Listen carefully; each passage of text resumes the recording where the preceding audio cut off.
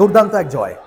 যখন বাংলাদেশ জেতে তখন সত্যিকার অর্থে মনটা অনেক ভালো হয়ে যায়। এই মুহূর্তে আমার মন যেমন ভালো, নিশ্চয়ই যারা খবরটা পেয়ে গেছেন অলরেডি, জুনিয়র ওয়ার্ল্ড কাপ হকিতে একের পর এক বাংলাদেশ চমক দেখিয়েই চলছে একেবারে প্রথম থেকেই।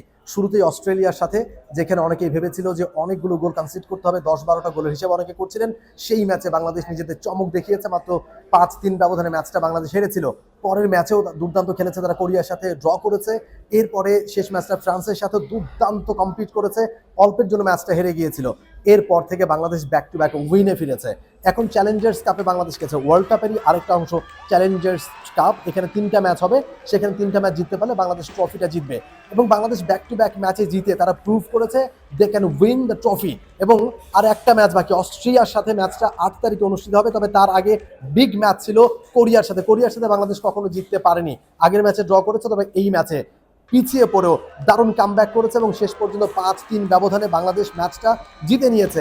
যেই দলটা এত চমৎকার খেলছে, মাঠে তাদের খেলা দেখে স্থানীয় দর্শকরাও একেবারে বুঁদ হয়ে গেছেন, তারা বাংলাদেশকে সাপোর্ট করা শুরু করেছেন।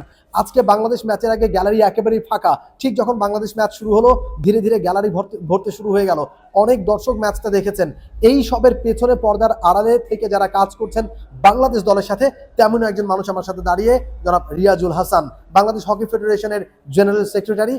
অসম্ভব রকমের পরিশ্রমী মানুষ। এই বয়সেও দেখেছি বাংলাদেশ দলের জন্য তিনি অনেক সময় বলবয় হয়ে গেছেন। কখনো বাংলাদেশ দল প্র্যাকটিস করছে, বাংলাদেশ দলের কিট ব্যাগ নিয়ে তিনি ছুটে চলেছেন এই মানুষটা। এবং এরকম অনেকেই যারা বাংলাদেশ দলের টিম অফিসিয়ালস হিসেবে এসেছেন, প্রত্যেকে তাদের নিজ নিজ জায়গা থেকে কাজ করছেন এবং বাংলাদেশ দলকে সাপোর্ট দিচ্ছেন। বাংলাদেশ দলটা মাঠে পারফর্ম করছে। আজকে কথা বলবো বাংলাদেশ দলের এই জয় নিয়ে, বাংলাদেশ দলের এগিয়ে চলা নিয়ে।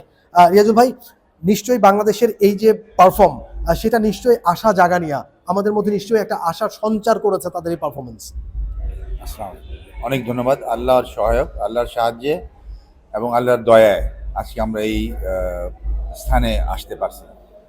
আপনারা সবাই জানেন যে আমাদের এই ওয়ার্ল্ড কাপটা একটা টার্গেট ছিল। আমরা শুরু থেকে বলে আসছিলাম যে আমরা ভালো কোচ আনবো, ভালো ট্রেনিং দেওয়ার বন্দোবস্ত করব। আমাদের সীমাবদ্ধতা থাকা সত্ত্বেও আমরা একজন ভালো কোচকে আনতে সক্ষম হয়েছিলাম এবং ওদেরকে আমরা 4 মাস ট্রেনিং দিতে পারছি। আজকে এই টুর্নামেন্টে এই ট্রেনিংয়ের এবং এই তাদের একেবারে অপ্রাণ চেষ্টার ফলাফল আমরা দেখতে পাচ্ছি। গ্রুপ পর্যায়ে খেলায় তারা জিততে পারে নাই, কিন্তু তারা তখনই প্রথম খেলা থেকে প্রমাণ করে দিয়েছে যে তারা খেলতে আসছে এবং তারা খেলে যাবে। এবং ওই দিন থেকেই কিন্তু আমাকে অনেকে বলছে your team is doing good, your team is you played well, এবং এটা শুনে আমাদের কাছে খুবই ভালো লাগছে। আপনারা জানেন গ্রুপ পর্যায়ে আমরা শেষ করে আমরা এখন 17 থেকে 24 এই পজিশনের খেলা খেলতেছি। আপনারা যেমনি শুনছেন এখানে একটা কাপ আছে, যেটা নাম হলো চ্যালেঞ্জার্স কাপ, অর্থাৎ যেই টিম 3টা খেলা জিতবে সেই চ্যালেঞ্জার্স কাপ পাবে। আমরা কিন্তু চ্যালেঞ্জার্স কাপ ধরে আগাই নেই, কিন্তু আমরা আগাইছি আমাদের খেলা নিয়ে। আমাদেরকে খেলা খেলতে হবে, প্রমাণ করতে হবে আমরা খেলতে পারি এবং ভালো খেলতে হবে। এবং ওটার ফলাফল হলো এটা, এই ছেলেগুলি তাদের কোচদের কথা শুনছে। আমরা তো ফেডারেশনের সবাই সাথে শুরু থেকেই খুব সম্পৃক্ত ছিলাম, আমরা দেখছি ওরা কোচের কথা শুনছে, কোচ যেভাবে বলছে ওইভাবে খেলছে, এবং ভুল ত্রুটি হয় ওটা স্বাভাবিক কথা। কিন্তু এরা যে বুঝতে পারছে কি আমরা কথা শুনে খেললে আমরা ভালো ফলাফল করতে পারবো, এটাই হলো আজকে এটা প্রমাণ। আল্লাহর রহমতে আমরা ওমানকে হারাইছি বড় একটা ব্যবধানে, আজকে কোরিয়াকে হারাতে পারছি। এরপরে আমাদের খেলা হবে অস্ট্রিয়ার সাথে, ওটা একটা শক্তিশালী দল। আমরা কমপ্লিসেন্ট হলে চলবে না, আমাদেরকে সব কিছু ধরে রেখে খেলতে হবে। আমার দৃঢ় বিশ্বাস এই ওয়ার্ল্ড কাপ টুর্নামেন্ট হকিকে অনেক আগায় নিয়ে যাবে আমাদের দেশে। কিন্তু কিন্তু এটা এটা এগিয়ে নিয়ে যাবে, এটা আমরা সবাই জানি। কিন্তু এর পেছনে আরও কাজ করা কেবল স্টার্ট হয়েছে, অনেক কাজ করা বাকি রয়েছে। এই প্লেয়াররা, আপনি নিজেও জানেন যে অন্যান্য দেশগুলি যারা এখানে খেলতে এসে তারা যে ধরনের ফ্যাসিলিটিস পায়, যে কোরিয়াকে আজকে হারিয়েছে বাংলাদেশ, তারা যে ধরনের ফ্যাসিলিটিস পায় বাংলাদেশে তো তার 10 ভাগেরও 1 ভাগ হয়তো পায় না। টার্ফ নেই বাংলাদেশে, একটা মাত্র টার্ফ। বাকি বিকেএসপিতে আছে বা অন্য বিভিন্ন সংস্থার আছে, কিন্তু ওপেন ফর অল একটা মাত্রটা বাংলাদেশ হকি ফেডারেশনের যে টার্ফটা। ডিভিশনাল পর্যায়ে ডিস্ট্রিক্ট পর্যায়ে কোনো টার্ফ নেই, অ্যাটলিস্ট একটা প্র্যাকটিস গ্রাউন্ড থাকলেও বাংলাদেশের প্লেয়ার অনেক ভালো খেলতে পারে। সেই জায়গাগুলো সম্পর্কে আমাদের এখন অনেক কাজ করার সুযোগ রয়েছে। যারা নীতি নির্ধারক যারা রয়েছে তাদের কাছে আপনি এটা আবেদন রাখবেন কিনা যে টার্ফের সংখ্যা বাড়ানো এবং হকির দিকে একটুখানি ফোকাস এখন করা, হকির দিকে একটুখানি নজরটা বাড়ানো। জি, এটা আপনি ঠিক বলেছেন। অ্যাকচুয়ালি এই খেলাটাকে এখন আমাদের আঁকড়ে ধরে রাখতে হবে এবং এটা ডেভেলপমেন্ট করতে হবে। ডেভেলপমেন্ট করতে হলে আমাদের সরকারের সাহায্য অবশ্যই লাগবে এবং আমরা যতটুকু জানি অলরেডি একটা পরিকল্পনা চলতেছে, আমাদের এই টার্ফটা চেঞ্জ করে নতুন টার্ফ এখানে লাগানো হবে। আমাদের সাথেই আমরাও নানা রকম প্ল্যান করতেছি কি এই টার্ফটা যদি বদলানো হয় তাহলে আমরা আর কি সুবিধা নিতে পারি। আমার সরকারের কাছে স্পেশালি এনএসসি এবং মিনিস্ট্রি অফ স্পোর্টসের কাছে একটা আবেদন যে আপনারা আগে আসেন আমাদেরকে সাহায্য করতে। আমরা বলতেছি না কি আপনাদের প্রতি ডিভিশন হেডকোয়ার্টারে আমাদেরকে ফুল টার্ফ দেন, আমরা হাফ টার্ফ পেলেও, অর্ধেক টার্ফ পেলেও এটা অনেক আগায় যেতে পারবো। কেন এখন টার্ফের খেলা ভিন্ন খেলা, ঘাসে খেলে টার্ফে খেলা খুব কঠিন। আপনি দেখেন আজকে আমি ইন্ডিয়ার অনেকের সাথে কথা বলেছি, তাদের ইন্ডিয়াতে ফুল টার্ফ মানে একেবারে টোটাল বড় টার্ফ আছে প্রায় 60+ টার্ফ, বিভিন্ন স্টেটে বিভিন্ন জায়গায় টোটাল টার্ফ 60+, এবং অসংখ্য ছোট ছোট প্র্যাকটিস গ্রাউন্ডও তাদের আছে টার্ফ যেগুলোতে বসানো। বাংলাদেশে মাত্র একটা টার্ফ। আপনারা যারা এখন ফেডারেশনে যারা আছেন, আপনারা অ্যাডহক কমিটিতে আছেন, যে কোনো সময় হয়তো নির্বাচন হলে হয়তো আপনাদেরকে ওই জায়গাটা ছেড়ে দিতে হবে। আপনারা থাকতে থাকতে গভর্নমেন্টকে একটা সুদূর প্রসারে একটা পরিকল্পনা দিবেন কিনা, 5 বছর 10 বছর মেয়াদি একটা পরিকল্পনা, একটা বাজেট চাইবেন কিনা যে এই 5 বছর হকিটা আপনারা প্রুভ করেছেন যে hockey can develop, hockey can better দেন এখন যে জায়গাটা আছে তার থেকে আরো বেটার করতে পারে। সো যেহেতু তারা প্রুভ করেছে, প্লেয়াররা যেহেতু প্রুভ করেছে যে এই জায়গাটাতে কাজ করলে এখানে তাদেরকে একটু নজর দিলে তারা আরো ভালো করতে পারে, সো আপনারা এই দায়িত্বটা নেবেন কিনা, গভর্নমেন্টকে একটা 10 বছর বা তারও বেশি একটা লম্বা সময়ের পরিকল্পনা দেবেন কিনা এবং তাদেরকে বাধ্য করবেন কিনা যে হকির দিকে নজরটা ফেরাতে। এখানে যদি এখন কথা তুলে বাধ্য করবো কিনা আমরা, এটা খুব খারাপ কথা। আমার দৃঢ় বিশ্বাস সরকার নিজে এখন জিনিসটা দেখে ওনারা বুঝবেন কি না ওনাদেরকে এখানে আগে আসতে হবে। এটা ঠিক। আমাদের অ্যাকচুয়ালি একটা রাফ 5 বছর একটা পরিকল্পনা আমরা করতেছিলাম এবং এই মুহূর্তে ওটা হয়তো আমরা এখন ফাইনালাইজ করে মিস্ত্রিতে আমরা জমা দিব। এখানে বুঝতে হবে কি এই পরিকল্পনা কিন্তু খেলার পরিকল্পনা পুরাপুরি না, এটা হবে ডেভেলপমেন্ট অফ হকি। এবং ডেভেলপমেন্ট অফ হকি কিন্তু 5 বছরে কোনো সময়সীমাই না। আসলে একটা 10 বছরে যদি পুরাপুরি পরিকল্পনা করে যেত তাহলে আমরা বলতাম হ্যাঁ হকি ডেভেলপমেন্ট হইতেছে। আমরা এটা সরকারের কাছে জমা দিব। আমরা দৃঢ় বিশ্বাস ওনারা আগায় আসবেন এবং হকিকে সাহায্য করবেন। এই সাথে যারা হকির অনুরাগী, যারা হকি ভালোবাসেন, যেসব ক্লাব আছে আমাদের, ওনাদের সবার কাছে আমার অনুরোধ যে আপনারা দেখছেন একটু চেষ্টা করলেই আমাদের ছেলেরা ভালো করতে পারে।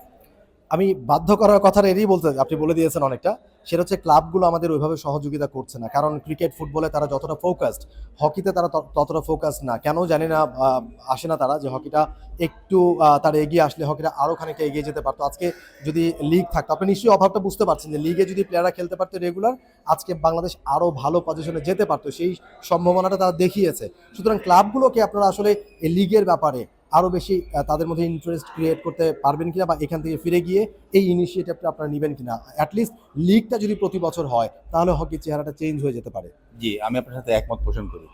আসলে কেন ক্লাবরা আগে আসতেছেন আমি বলতে পারবো না, যেহেতু আমি কোনো ক্লাবের সম্বন্ধে জানি না। অনেকে কিন্তু ফেডারেশনকে দোষারোপ করে, আসলে এখানে বুঝতে হবে যে ক্লাবগুলো না আসলে ফেডারেশন একা কিছু করতে পারবে না। সো ক্লাবগুলোকে, আপনি ঠিক বলছেন। আমাদের ফেডারেশনের কি কাজ? ফেডারেশনের কাজ হলো লিগ একটা তৈরি করে লিগ খেলানো। খেলবে কারা? প্লেয়াররা খেলবে। প্লেয়ার আসবে কই থেকে? ক্লাব থেকে আসবে। ক্লাব যদি প্লেয়ারদেরকে না নেয়, লিগের জন্য তারা রেডি না হয়, যে যাই বলুক এটা কোনোদিন সবাই বলবে ফেডারেশনের ব্যর্থতা। আমি মনে করি এটা আমাদের সবাই ব্যর্থতা, যারা আমরা হকিকে ভালোবাসি।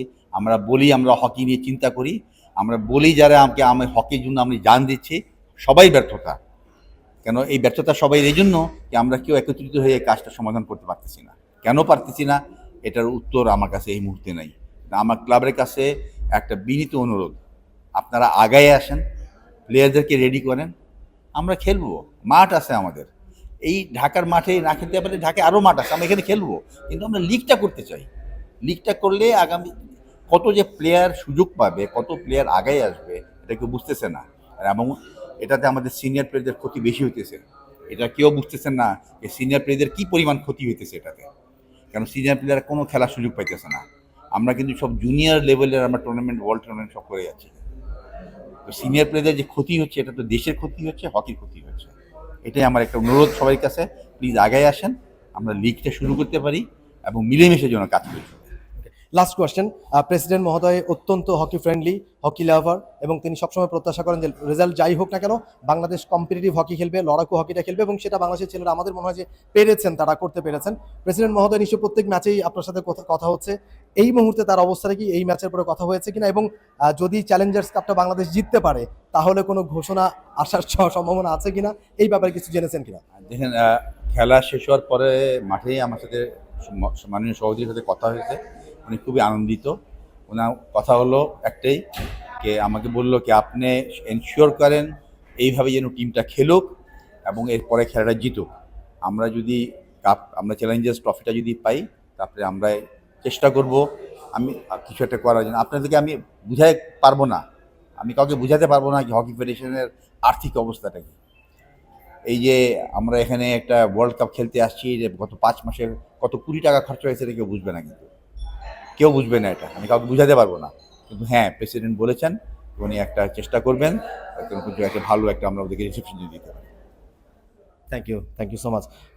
বাংলাদেশ হকির আসলে এর হয়তো সাফল্য পেলে সবাই হয়তো খুব খুশি হয়, সবাই হয়তো হকির খোঁজ খবর রাখে, কিন্তু এর আড়ালে যে কত দুঃখ চাপা পড়ে আছে, কত যে চড়াই উতরাই, কত সংগ্রাম করে এই পর্যন্ত আসতে হয়েছে, শুধুমাত্র এই খেলাটার সাথে কিংবা ফেডারেশনের সাথে একেবারে সংশ্লিষ্ট যারা, তারা হয়তো শুধুমাত্র জানেন। সেক্ষেত্রে সাধারণ সম্পাদক যেমনটা বলেন, সবাইকে এগিয়ে আসার আহ্বান জানালেন, এবং হকিটা নিয়ে কাজ করা গেলে ছেলেরা প্রমাণ করেছে, প্লেয়াররা তারা প্রুভ করেছে নিজেদেরকে, যে তাদেরকে যদি একটু সাপোর্ট করা যায়, তাদের পেছনে যদি এগিয়ে আসা যায়, তাহলে তারা আরও বেটার কিছু করতে পারে।